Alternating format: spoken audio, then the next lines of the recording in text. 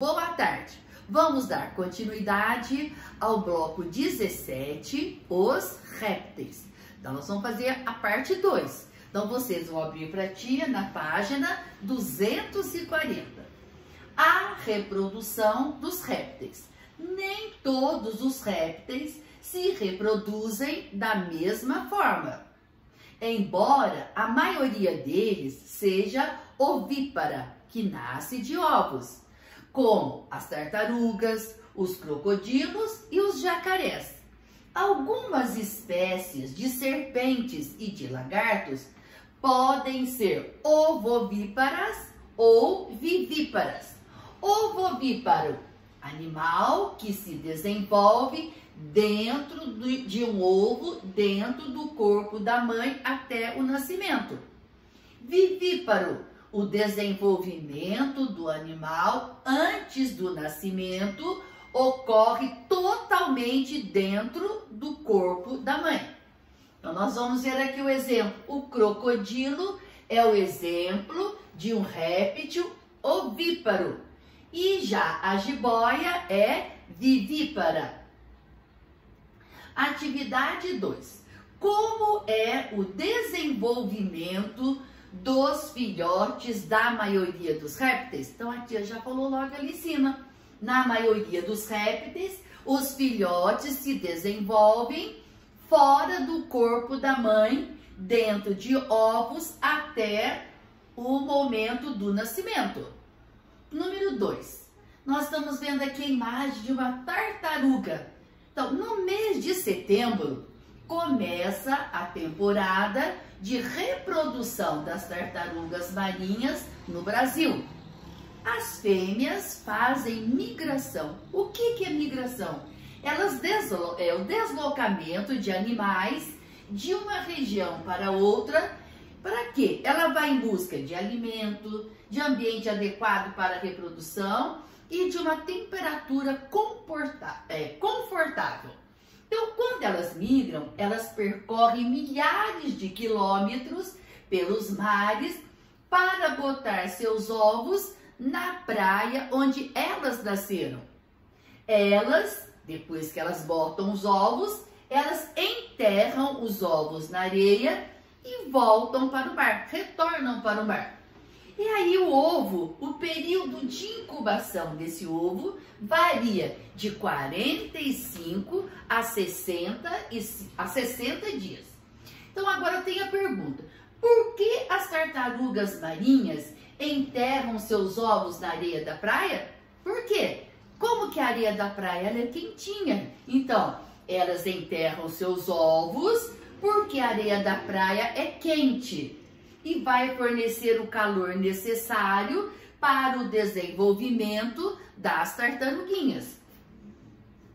Quanto tempo leva para as tartarugas completarem seu desenvolvimento e saírem dos ovos? O que falou acima, que a tia acabou de ler? Ela demora de 45 a 60 dias. Então, as tartaruguinhas levam de 45 a 60 dias para saírem dos ovos. Você conhece outros animais com hábitos migratórios? Ai, tem vários. Tem andorinha, tem baleia, tem roedores, tem gafanhotos, borboletas. Então, tem muitos animais migratórios. Em regiões muito quentes, são mais comuns as espécies de serpentes ovíparas ou vivíparas. Por quê? Então, são as vivíparas. Por quê? Porque tem o próprio calor do ambiente, ajuda a chocar os ovos. São mais comuns as espécies de serpentes ovíparas, pois o próprio calor do ambiente ajuda a chocar os ovos. A importância dos répteis. Assim como as aves, nós já vimos, né? As aves e os mamíferos, os répteis também são muito importantes para manter o equilíbrio ecológico do ambiente em que vivem. Veja alguns exemplos. Então, a maioria dos lagartos e das lagartixas e algumas tartarugas alimentam-se principalmente de insetos, controlando a população desses animais que poderiam se tornar pragas. Lembra que a tia disse na aula passada? Por exemplo, muito inseto, se eu tenho bastante, bastante inseto, eles se tornam pragas. Agora, um pouquinho de inseto não se torna praga. Então, quando tem bastante, aumenta a população desses insetos. Então, por que que os répteis, as aves e os mamíferos são importantes para manter o equilíbrio ecológico? Então, a tia vai ler aqui, ó. A maioria dos lagartos e das lagartixas e algumas tartarugas alimentam-se principalmente de insetos, controlando a população desses animais que poderiam se tornar pragas. Algumas espécies de serpentes também auxiliam no combate de ratos ao se alimentar destes. Há ainda répteis que servem de alimento para diversas espécies de carnívoros. Então vamos olhar aqui. Camaleão. Camaleão capturando um grilo com a sua língua longa e pegajosa. Serpente em posição de ataque a um rato. Então eles controlam aqui, o camaleão controla a população de insetos e a cobra controla a população de ratos. Além do controle das pragas, os répteis trazem outra grande contribuição ao ambiente. Por quê?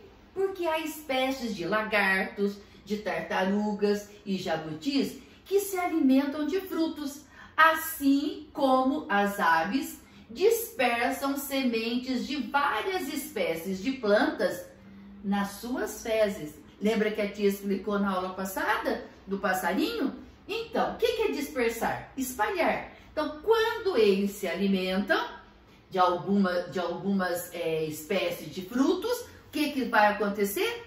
O fruto, a semente, se ela não é digerida no seu estômago, ela vai sair e ela vai germinar. Igual a tia falou das aves na aula passada. Então, vamos ver aqui. Além de apresentarem importância ecológica, algumas espécies de serpentes venenosas contribuem para a indústria farmacêutica.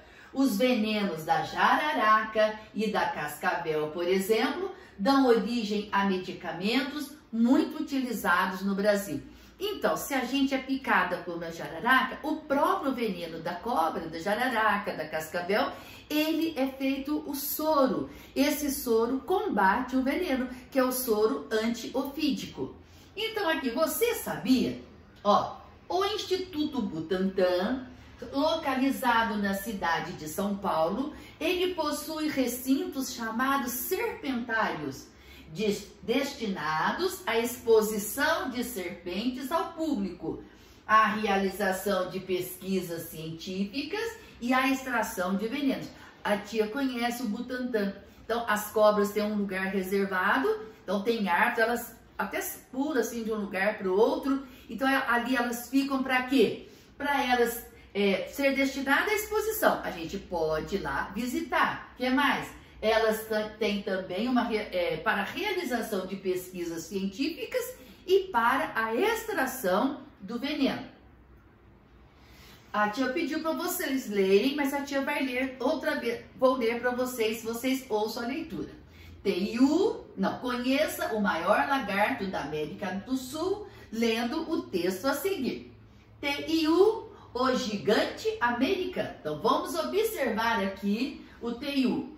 O teiu pode ser visto em todos os biomas. Ele pode ser visto na Mata Atlântica, na Caatinga, em todos os lugares. Na Amazônia, no Cerrado, Pantanal, né? Na Mata Atlântica, Caatinga e áreas urbanas. O lagarto teiu é grande mesmo. Ele tem quase 2 metros de comprimento e pesa mais ou menos 15 quilos. Como que é o seu corpo? Seu corpo é revestido por um couro que se parece com o couro das cobras.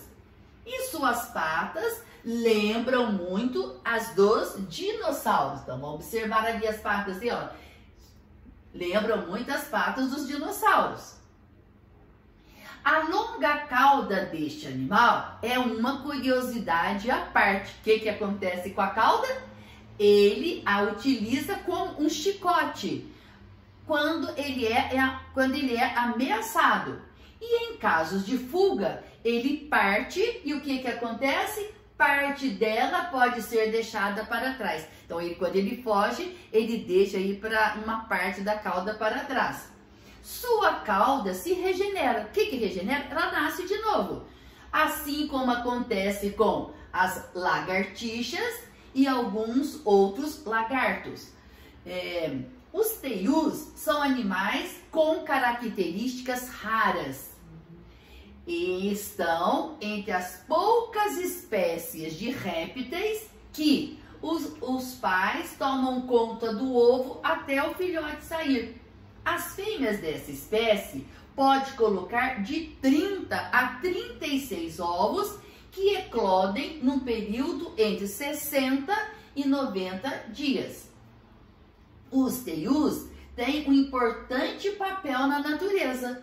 Eles ajudam a dispersar sementes na mata por comer em um lugar e defecar em outro. Combatem pragas por se alimentar de insetos e até mesmo a proliferação excessiva de camundongos, porque os roedores também estão em seu cardápio.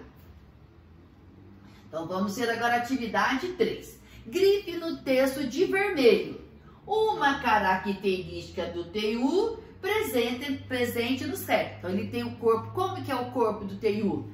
Seu corpo é revestido por um couro que se parece com o couro das cobras. A letra B. De verde, as espécies de répteis citadas. Ali tem o teiu, tem o lagarto, tem a cobra, tem o dinossauro. Então a lagartixa, então a tia deixou tudo grifado aqui para vocês.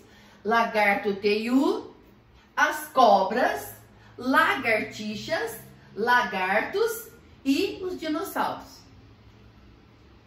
Vamos agora para número 2. Leia as frases e utilize a letra C para as que estão corretas e I para as incorretas.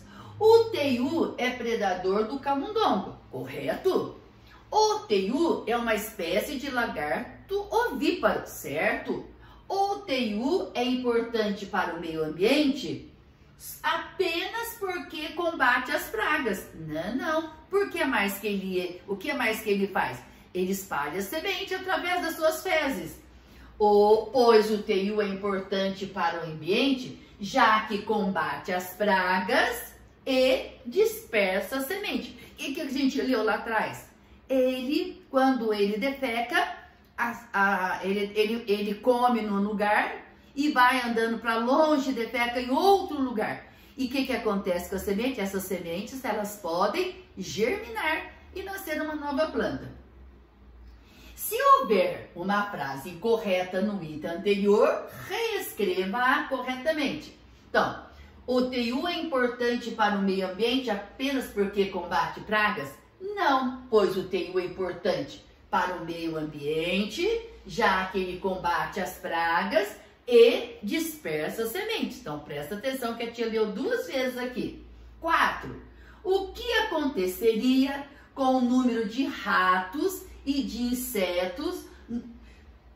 O que aconteceria com o número de ratos e de insetos no ambiente se diminuísse a população de teius? Por quê? O que ia acontecer?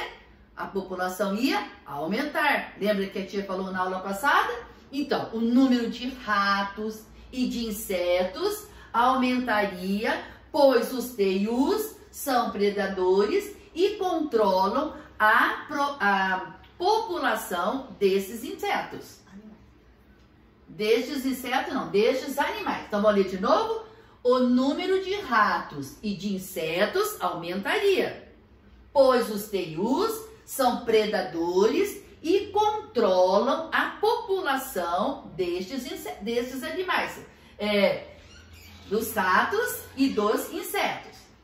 Você já estudou que na natureza um ser depende do outro. Um exemplo é a parceria que existe entre as plantas e os animais. Explique como algumas espécies de répteis, como o teiu, ajudam a preservar a floresta. Então, algumas espécies de répteis, ao se alimentar, ingerem, né? Comem e ingerem também, aqui Parou, parou porque... Ai, que era não lembro, mesmo?